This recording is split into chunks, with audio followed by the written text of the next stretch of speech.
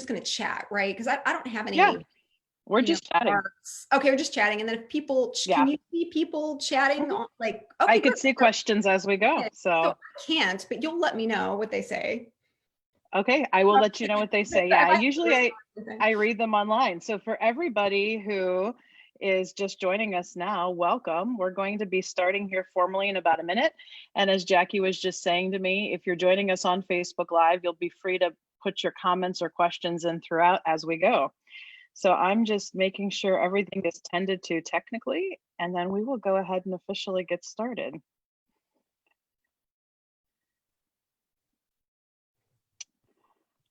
Okay.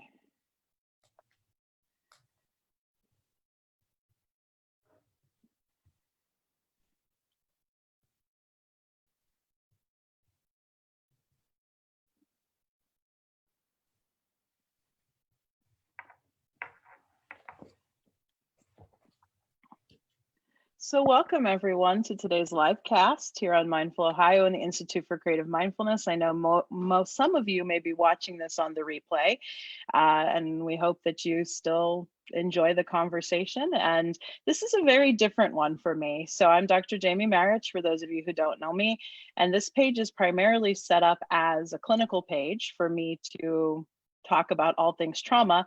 But as a lot of you also know, I'm an expressive arts therapist as well. And the arts is really how I got into doing all of the work that I do now. And I'm very happy to give some news that a writing project I'm involved in this summer is actually getting back to my roots with American studies and performing arts that some of you who follow my work may not even know about in my history. So this is From Car Bombs to Cookie Tables, the Youngstown Anthology in its second edition. And I'm being joined by the editor of the volume, Jacquie Marino, who's a journalist originally from Youngstown, currently in Kent, Ohio. And we're going to be chatting about the project today. So welcome, Jacquie. Thanks for joining me. Oh, you're welcome. Thanks for having me. Excited to be here. So for anybody who's from Youngstown, they will know that title and what it means, From Car Bombs to Cookie Tables. But for people who are not from Youngstown, Ohio, or the immediate area, they're probably looking at me like, why are you in a book that's called that? So can you give our listeners a little bit of a backstory to the title? Well, if they've heard of Youngstown, they probably have heard that it has some roots in the mafia.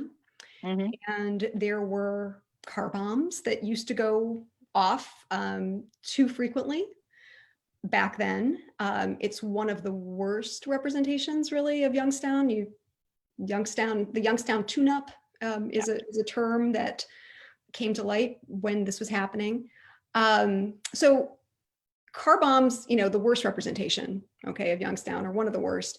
And cookie tables, if you know about Youngstown, if you've ever gone to a Youngstown wedding, mm-hmm. or you've ever known someone who is from Youngstown and you took them to a wedding somewhere else, they're going to be looking for the cookie table. I mean, we are mm-hmm. really well known for our incredible cookie tables, mainly at weddings, but other events as well.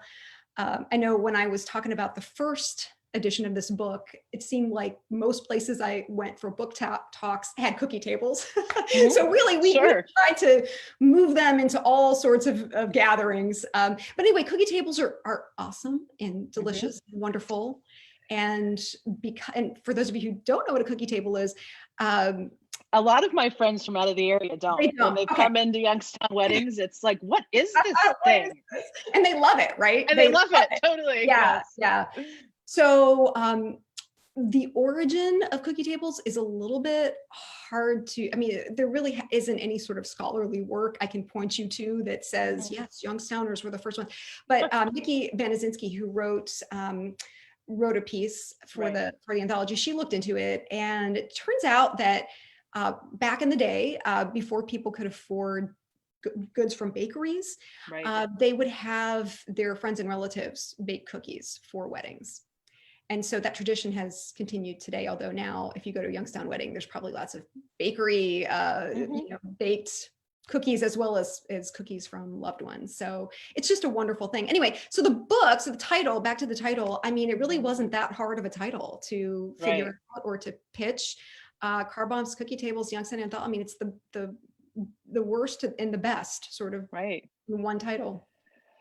So yes, I am from this place called Youngstown, Ohio. For those of you who have often read my bios and have said, "Oh, she's from Ohio," but specifically Youngstown, Ohio, and I take a great deal of pride in that. I grew up on the west side of Youngstown, and I still live nearby. I live in Trumbull County, which is just to the north. But yeah, there's something about being from Youngstown uh, that, man, over the years, I can't really put words to, because I think I came up in the 80s after Black Monday, and Black Monday was this phenomenon in 1977 when the major steel mill in the area and others that followed closed. And we lost a lot of our industry. And people who aren't from Youngstown may know of us through the Bruce Springsteen song, which captures that ethic pretty well. But it's interesting because, you know, I am a trauma therapist, I'm a trauma writer, and I've looked at this dynamic that I really grew up in a community that was post-trauma, and with the loss of the mills. And I'm glad that there's a whole section in the book on loss.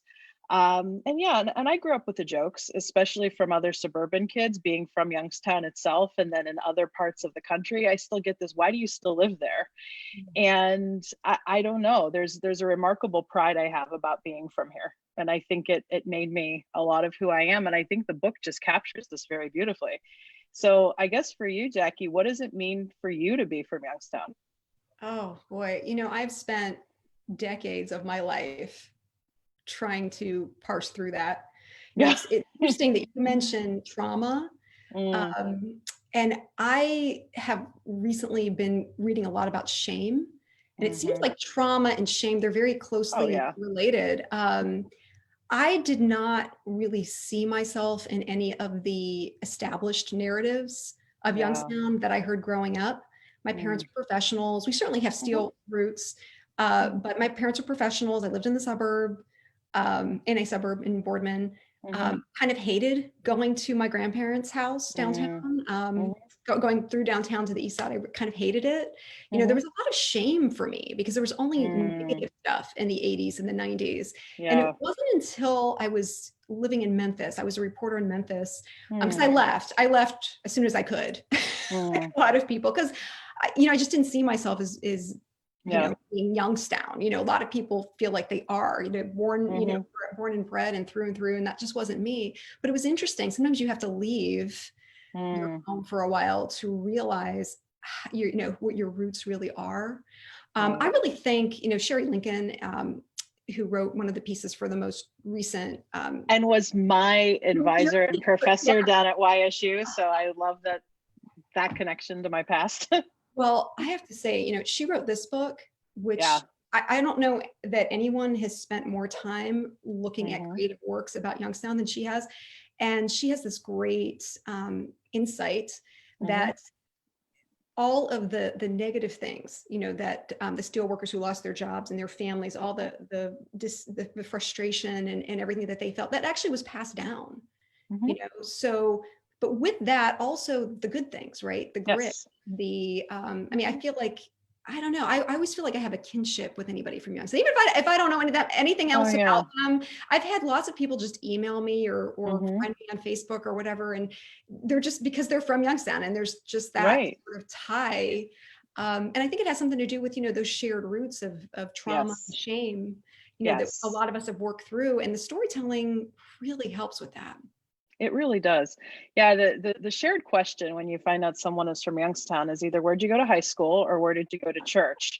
And then typically we can find at least 3 or 4 connections when asking that Yeah, there's about question. 2 degrees of separation, you know? Yeah, I because think and for those of you who don't know the context, I mean, Youngstown's interesting. It's technically a city. I mean, I know the population had a decrease after the mills left, but it's I've always described it as a city with a small town mentality, and I think a lot of the neighborhood culture of Youngstown contributed to that. Um, it was an interesting place to be from because, like you, I think I had this sense of I'm leaving here as soon as I can. And what was fascinating for me is I ended up going to YSU. I had all these applications lined up to go different places after I graduated from Cheney, and I got what was a university scholarship at the time, to get the full ride at YSU. And I had done some early college there, and I'm like, why the heck not? Just let's finish here.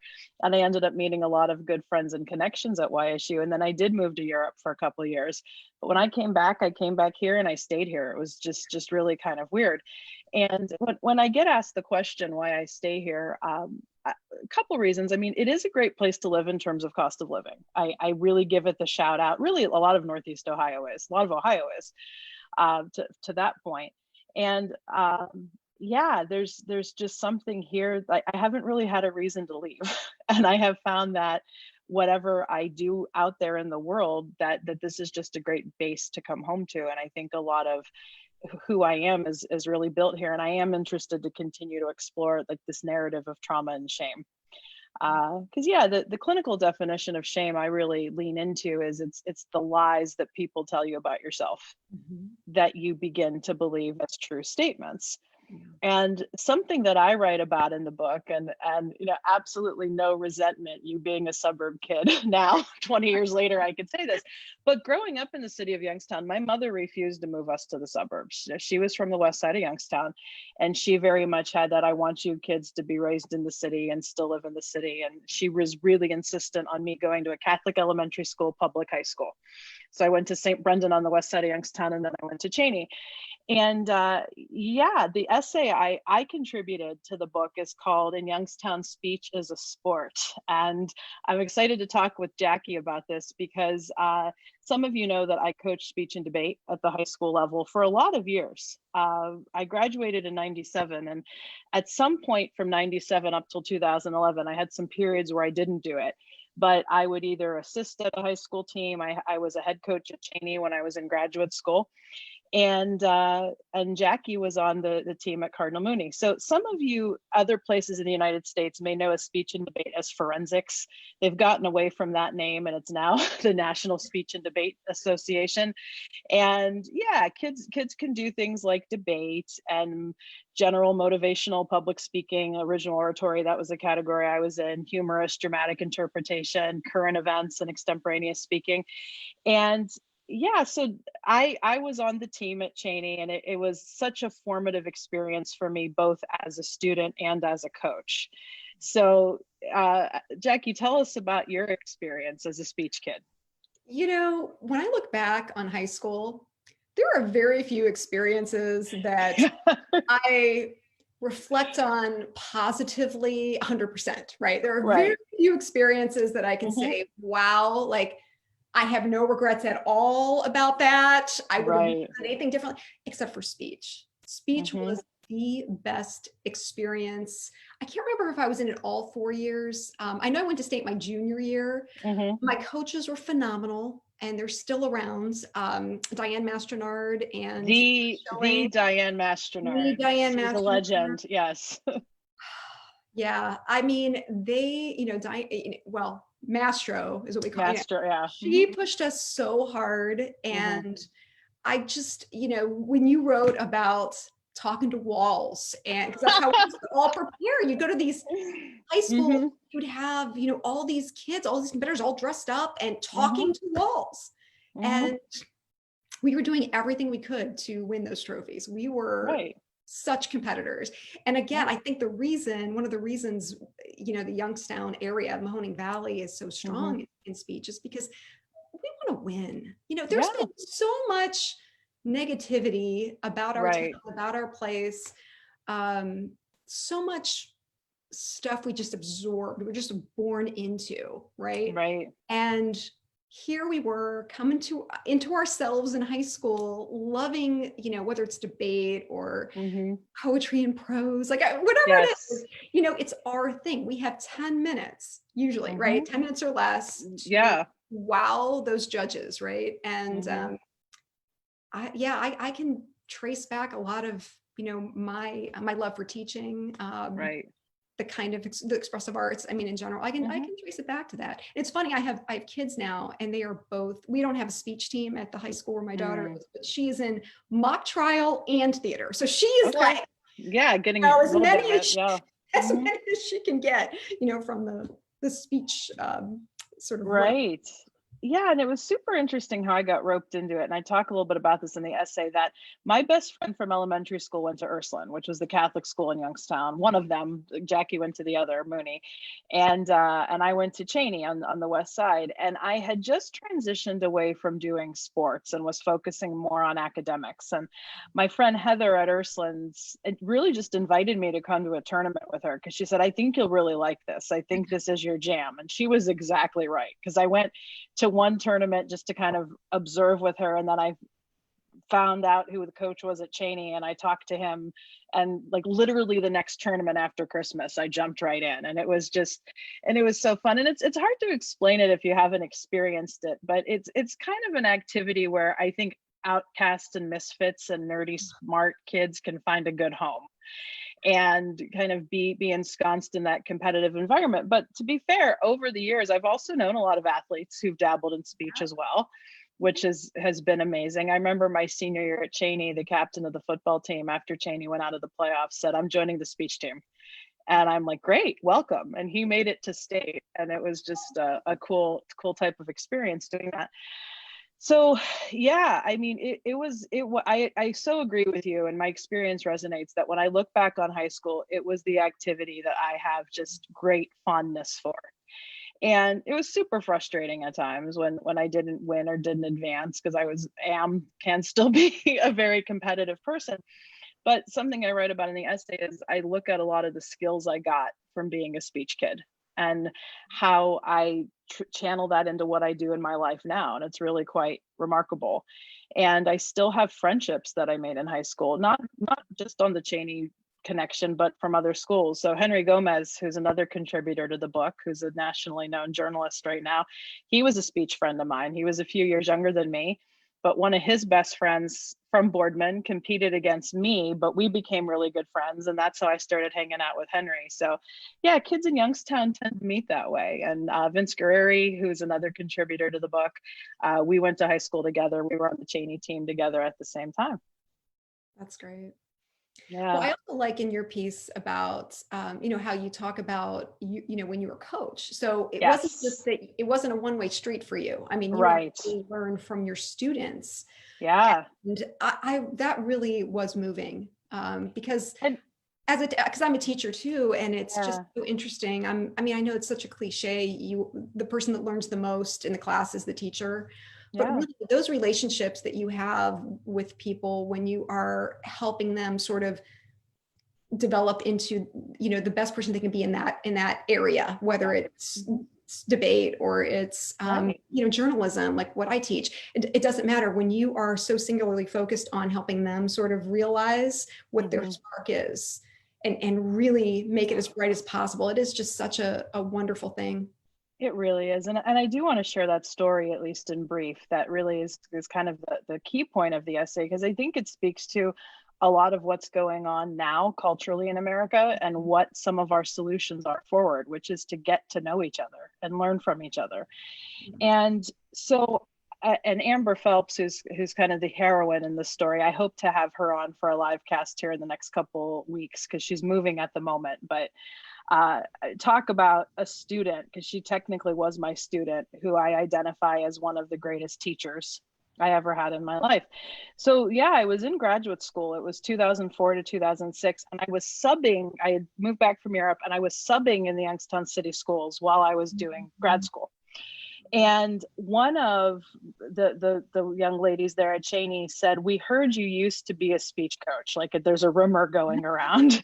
And Mr. Trainer, who had actually been my coach, he was sick and wasn't able to coach a team. And I remember when she asked me, I'm like, oh, do I really want to coach speech again? Because I did it in college, working with high school kids who weren't much younger than me. And I just couldn't say no to this young woman. Tanisha was her name. When I saw her face, like, how could I deprive kids the chance of speech? Just because I knew how much it did for me. And I ended up meeting two students, especially on that team, who ended up touching me, Cornelius Hubbard and Amber Phelps. And I've shared posts about both of them, just because, I mean, they were two Black teenagers who came from backgrounds different than mine. And they were also very out about their own sexuality at a time, like, It's hard to know when it became safer to come out, because I still don't think it's safe for a lot of people to be out. But I know when I was in high school, yeah, there were whispers about people being gay, but even in the 90s, it wasn't quite as, it just wasn't something we did as boldly as I saw Amber and Cornelius do. And I mean, I grew up in a pretty conservative environment. I won't get into all those demons here today, but how I ended up really seeing a bigger worldview was meeting other people, both when I went to college, when I lived in Europe, and then working with Amber and Cornelius. And Amber, they were both so talented, but I think the thing that impressed me the most about Amber is she was kind of anti the speech mold. Because if you know speech and debate, and Jackie, you'll probably know what I mean here. You know, we'd wear the suits and our hair would be nice and we'd have makeup and there was kind of this pageantry and this package that certainly I got wrapped up in. And I do think it's good for kids to kind of teach them how to present themselves and whatnot. But she really taught me that all of that is just distraction from the truth of one's voice. And Amber was a tomboy, still is very gender nonconforming. I read in the piece how she cared more about what the Steelers were doing when we were at all weekend tournaments. And she's like, all right, I'll go and talk. And she didn't really have to put much effort into it because she just had such a natural gift as a speaker. And then in 2005, she was kind of one of the favored competitors to win the state tournament because she had a pretty amazing year in prose poetry. And she didn't do her hair the way we had talked about. She forgot to pack a second set of dress clothes. And I went to the door that morning of the state finals, looking at the way her hair was done, seeing how wrinkled her outfit was. And I just took a breath. And there was that part of me that wanted to be judgy, but then like better wisdom prevailed. It was like, you look beautiful, you look fine, you look like you're going to do this on the strength of your talent. And she ended up winning state, and it was Cheney's first state champion since the 60s. And it was just a beautiful experience. And when I look at what the two of them taught me as young people, it's be yourself. Yeah. And I think the biggest gift speech gives people, because all those trophies we won, I threw them away years ago, or they collected dust in my parents' basement. But it's what I learned about having a voice, both as a student and then later as a coach, that really was the true lesson. And I think that's a reason why Youngstown has historically done well within Ohio as a speech school, because we are pretty authentic as a people when we let ourselves be. You know, and I also think that that's one of the reasons there are so many good Youngstown stories in these two anthologies. Yes. Speak more to that. That's a great connection. Yeah, so it's interesting because we were only the fourth city anthology to come out. Mm-hmm. You know, we're a pretty small city compared to, you know, most of the other places. But anyway, we were still sort of figuring things out, and Right. we put out a call and just asked for people to tell their stories. We weren't looking for nostalgia stories. We Mm-hmm. wanted stories with some sort of message. Yes. I've written so many personal essays in my life, and I think they almost all start with a spark, but they end with a really hard look in the mirror. So I was looking Nice. for that kind of brutal honesty. Mm-hmm. I wanted to know what people's Youngstowns were. You know what I'm saying? Like my Yeah. and yours different than anybody else's, right? Even though we're sort of all in the same space, or we were at some point, the things that resonated with us really changed depending on who we were, depending on what was going on in our lives. And I just was blown away by the number of pieces that we got, and not just essays, but also poetry, photography, you know. Yes. And when Belt asked me to do a second edition, I jumped at the chance because I was so happy when the first anthology came out, but I was also so sad because there was so much more. And, you know, this is pre-COVID, and I spent a lot of time just going to different groups talking about the book. I didn't turn down anybody. Like I went to every Right. Nursing home or church group, or, you know, I didn't pass up an opportunity because I absolutely love talking about these books. Or in this book, I mean, you know, back in 2015, which is one book. But what was cool is we had so many contributors. We had 41 for the first edition. We're up to 52 52 people gave us something of their lives in these pieces. And, it's kind of like a family, right? Like you grow up with your brothers and sisters, and you go through a lot of the same stuff. But then when you talk about something that happened long ago, even just you and I talking about speech, you're picking up on things that didn't necessarily resonate with me. I'm picking up on things that resonate, you know what I'm saying? And they're both really significant, but we both have different views. And so it's sort of like a big family, sort of trying to work through things and tell. And some of the stories you're not really working through anything. You're more just like, I have something to tell you. I want to tell you about this experience that I had. And that's cool too, Right. Anyway, it's just great. I feel like there's so many, everywhere I went, there were more people were saying, can you have another edition? I want to tell you about this. I want to tell you about that. I mean, there's just, it's limitless. It's limitless. There's so many Youngstown stories out there. And I have to tell you, I have a confession to make to you that when I read the first edition in 2015, that was my first thing. Like, damn it, why didn't I get it? Like, I didn't know about it to submit a piece. And I'm just so, so in love with Youngstown, the myth and the place, and obviously, and I think I learned about it through Vince Guerreri, my old friend who I still follow and consider a friend on social media, and I read it and dove in and loved it, especially my American Studies soul, and when I saw there were calls out for the second edition, I was very, very excited because it is such an important part of who I am, is being from here. And a lot of people who follow my clinical work may not know that. And something you shared, I love, and I am going to use this with my expressive arts students because we do a lot of, and I mentor a lot of clinical bloggers, that a good essay starts with the spark and ends with the hard look in the mirror. How brilliant.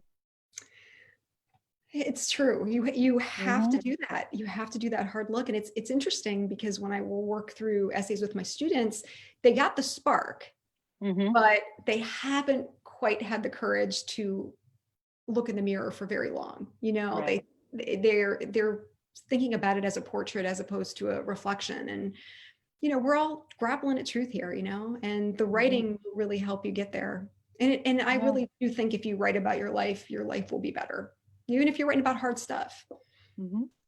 I take no issue with that at all. So any other pieces that really jump out at you in this edition? Oh, gee.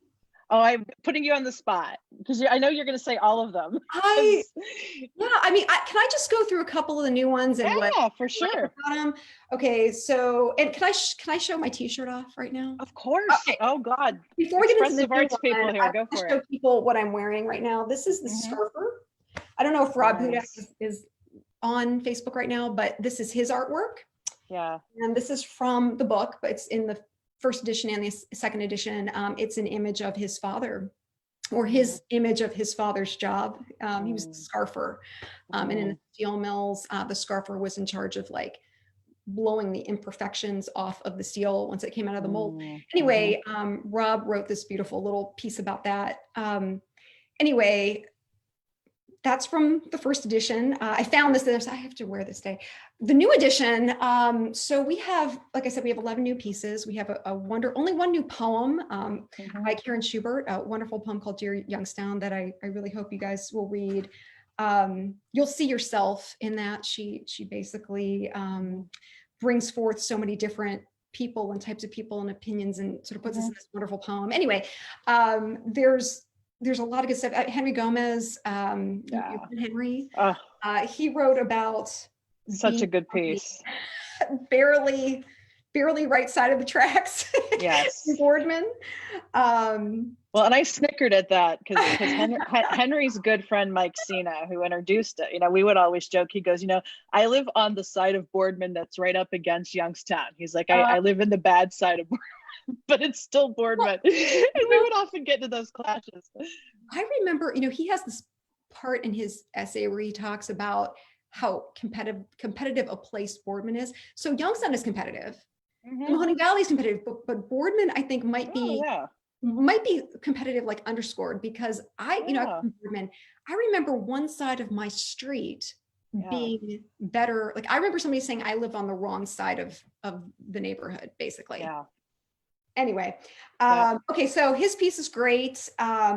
Jennifer Vanderpool, she's an artist. She wrote about social art, Youngstown inspired social art. She's an international artist. She's been all over the world doing these incredible installations. She was at the Butler. Anyway, she wrote for the piece, or wrote a piece for the book.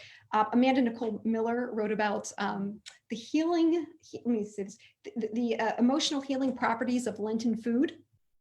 He's called pierogi. Yep. I really love. And that's another part of my Youngstown story. I worked Catholic fish fries for many years through high school at the Croatian home in Youngstown. I worked with my grandmother doing fish fries. That's were especially busy during Lent. Yeah. Okay, next essay. Yeah. Next essay. All right. Essay for you. I take the charge. Yep. Yeah, no, there's so much good stuff in here.